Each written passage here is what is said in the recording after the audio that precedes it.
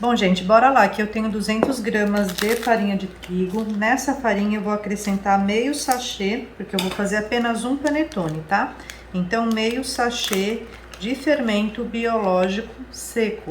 Se vocês quiserem usar o fresco, também pode, multiplica por 3, tá? Então, aqui eu tô usando 5 gramas, vocês vão usar 15 gramas. 5 gramas, gente, é uma colher de sobremesa, tá? Tô usando aqui a colher do medidor. Então, já mistura aqui esse fermento na farinha para ele ir se alimentando, tá?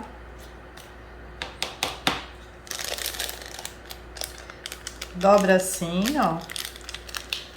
Bem fechadinho. Aí você guarda desse jeito. E aqui nessa farinha também vou colocar uma colher de café de melhorador de farinha. Se você não tiver, não tem problema, dá pra fazer sem.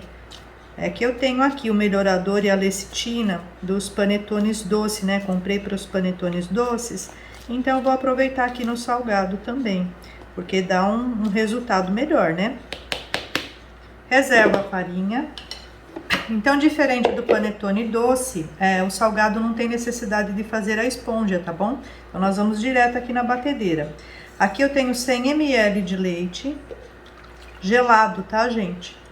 Toda vez que for fazer panetone e tiver calor, é melhor você usar o líquido gelado. Se tiver um friozinho assim, pode usar a temperatura ambiente. Morno, eu não aconselho. Aqui eu tenho 3 gemas. Então, eu vou usar a lecitina de soja aqui, uma colherinha de café também. Isso aqui vocês encontram em casas de produtos naturais e até algumas lojas de festa. Lecitina de soja. Vou colocar uma colher de café de açafrão para dar sabor, porque eu gosto. Quem não gostar não precisa colocar, tá? Isso aqui é um tempero e vai dar uma coloração bonita também aqui. Uma colher de chá de açúcar. Uma colher de café de sal. Então, pessoal, se vocês tiverem, eu vou usar a manteiga depois aqui, se vocês tiverem com uma manteiga sem sal, você pode colocar 1,5 colher de café de sal. Como a minha manteiga já é com sal, então eu vou colocar só 1 colher de café. Agora eu vou colocar a farinha aqui.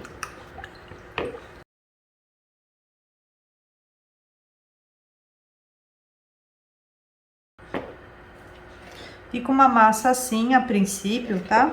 Então, eu vou bater na batedeira aqui usando o batedor de pães. Quem quiser fazer na mão, tudo bem também. Mas vai ter que sovar bastante até atingir o ponto de véu, tá bom? Então, vocês nunca devem usar velocidade alta quando estiver batendo o pão na sua batedeira, viu? Porque força muito ela, a batedeira começa até a querer sair andando.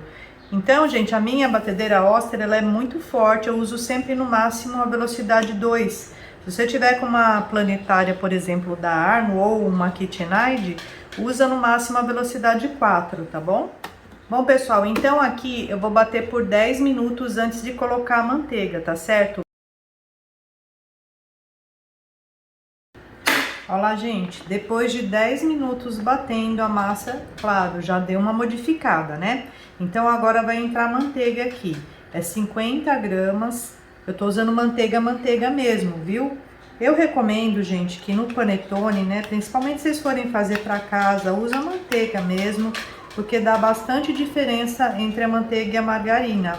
Olha, tá em temperatura ambiente, aquele ponto de pomada, tá? 50 gramas. Então, depois coloca a manteiga, você vai bater até atingir o ponto de véu. Então, ó, dá uma ajuda aqui antes de começar a bater, dá uma misturada com a espátula para essa manteiga entrar aqui na massa.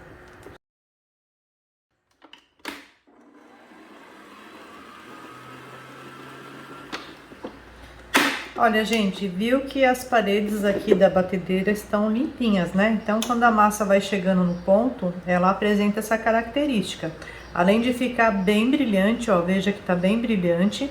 Então, agora nós vamos fazer o teste do véu, para ver se já atingiu o ponto de véu. Enquanto não atingir o ponto de véu, a gente tem que solvar, viu? Então, ela ficou, depois que eu coloquei a manteiga aqui, ela ficou ainda mais 10 minutos aqui batendo. A batedeira, ela comporta até 3 receitas, então você pode multiplicar por 3 essa quantidade, não mais que isso, viu? Você vai forçar muito sua batedeira e não vai ter um resultado bom. Então, no máximo 3. Então, você vai abrindo a massa. A massa já vai apresentar uma característica bem lisa e ela fica parecendo um chiclete, tá? Mas ela tem que chegar, gente, ó, nessa transparência que vocês estão vendo aqui, ó, tá vendo? De chiclete mesmo. E não pode fazer um buraco no meio, tá? Se rasgar na hora que você começa a esticar, significa que falta sovar ainda. Então, o ponto de véu é esse aqui, ó. Ele não pode rasgar, tá? Então, a nossa massa atingiu o ponto, maravilha. Nós vamos deixar ela aqui descansando agora até dobrar de volume, tá? Esse tempo vai ser aproximadamente, como tá calor aqui na minha cidade, deve dar uns 40 minutos. Mas pode chegar até 1 hora e um pouquinho, não pode ultrapassar 1 hora e meia, tá? Dependendo do clima, né? Se tiver frio é 1 hora, 1 hora e 20 aproximadamente. Então, ó, observa o volume que a massa tá, ela tem que dobrar esse volume aqui. Sempre coberto, viu? Bom, minha gente, olha, minha massa ficou aqui 45 minutos, olha como ela fermentou bem, então já dá para trabalhar. Pouquinho de farinha aqui na bancada. Ó, ó como ela tá bem fermentadinha, ó.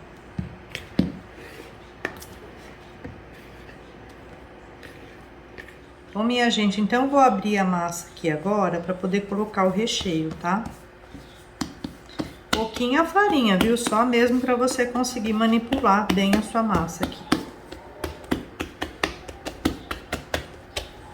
Então, olha, eu vou usar aqui no meu recheio calabresa. Aqui tem cebola, azeitona preta e verde, um pouquinho de tomate seco picado. E aqui eu tenho milho verde. Então, você pode colocar o que você gostar no seu recheio, só que não pode ultrapassar 200 gramas. Aqui, por exemplo, eu tenho 100 gramas da calabresa picadinha. Gente, essa calabresa eu joguei na água fervente e deixei por 3 minutos, para ela perder um pouco daquela gordura dela, porque essa gordura atrapalha um pouco a fermentação aqui. Então, eu prefiro fazer esse processo, viu? Então, você coloca na água fervente, mas não deixa mais de 3 minutos, senão tira muito sabor também da calabresa. E vai eliminar um pouco da gordura dela, tá bom? Então, aqui tá a calabresa. Vocês podem usar presunto, pode usar... se for usar queijo, procura um queijo mais duro, né? Por exemplo, um queijo coalho ou então um provolone. Não usa queijo que derrete muito, porque senão só vai ficar bom enquanto estiver quente, né? Então, eu tenho 100 da calabresa e eu distribuí as outras 100 gramas nessas outras coisinhas que eu escolhi colocar aqui, ó. Então, tem cebola, que eu gosto muito de cebola, acho que dá um cheiro, um sabor muito bom aqui. Mas, quem não gostar, não coloca. Vocês podem colocar também salsinha, cebolinha. É só tomar cuidado com o peso aí, para não ultrapassar o que a massa suporta aqui, né? Porque se vocês colocam muito recheio, depois a massa vai sofrer para crescer, né? Não vai crescer como deveria. Ó, tô distribuindo aqui. Agora eu vou polvilhar orégano, que eu gosto bastante. Então, vocês podem usar um bacalhau desfiado, pode usar camarão. Só que tem que ser recheio enxuto, não pode ser nada que solta nem muito líquido e nem muita gordura. Então, não importa o recheio, mas não pode ser nada que fique soltando líquido ou gordura. Ó, vamos... Então, vou envolver aqui, ó. Sempre com um pouquinho de farinha. Então, ó, deu essa misturada aqui, aí você vai lavar a mão para poder bolear e colocar ali na forma, tá? Então, ó, vou juntar a massa aqui agora. O panetone é 500 gramas, então ele tem que pesar 550 gramas, porque ele vai perder líquido depois, tá? Bom, 595, então eu vou tirar, tá? Tirar um pouco aqui, porque senão, gente, ele acaba querendo transbordar da forma, então é melhor colocar só 550 mesmo. Então, agora eu vou bolear para colocar aqui na forminha. Ó, um pouquinho de farinha na mão, um pouquinho de farinha na massa. E aí a gente faz assim, ó.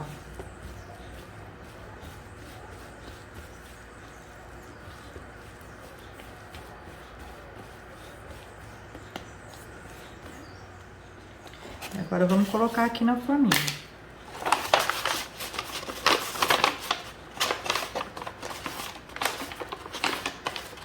Dá uma ajeitadinha com a mão. Aí ficou essa massinha aqui um pouquinho só, né? Vamos colocar ali na forminha de 100. É lógico que não vai dar até em cima, né, gente? Porque é pouquinha massa, mas só para não ultrapassar muito essa outra aqui. Porque se você ultrapassa ela demais, já me aconteceu do panetone ficar transbordando, ficar deformado. Então eu prefiro tirar mesmo. E vai dar metade de uma forminha. É um lanchinho, né? Cafezinho da tarde. Só para não perder a massa. Ó, pesei ali, deu quase 50 gramas aqui. Então, se você tirar 50 gramas de recheio aqui, dá certinho, né? Aqui eu quis fazer bem recheado. Vou cobrir novamente. Agora nós vamos deixar fermentando até chegar quase na borda aqui, mas eu volto para mostrar o ponto certinho para vocês. Vamos cobrir. Sempre coberto, viu? Bom, gente, olha, o panetone aqui já fermentou. Ele vai tá bom na hora que você colocar aqui uma faca, ó, e esse miolo encostar aqui, ó. Então, encostou, já tá bom de ir pro forno. Não é para esperar a borda, o canto aqui chegar na borda, não. Nesse ponto aqui, ele já tá bom. Eu vou passar aqui uma clara de ovo por cima, porque eu quero dar uma enfeitada, tá? Eu vou colocar aqui, ó, umas fatiazinhas de calabresa. Quanto tempo de forno? Então, vai depender do forno, né? Aqui vai pro forno em 180 graus. E vai ficar mais ou menos uns 35 minutos, mas isso é relativo, depende do forno, né? Tem forno que é mais rápido e outros são mais lentos. Não asse nunca um panetone no forno quente demais, hein? Porque senão o miolo fica cru. Nossa, super dica, hein? Já merece o like. Viu? Viu?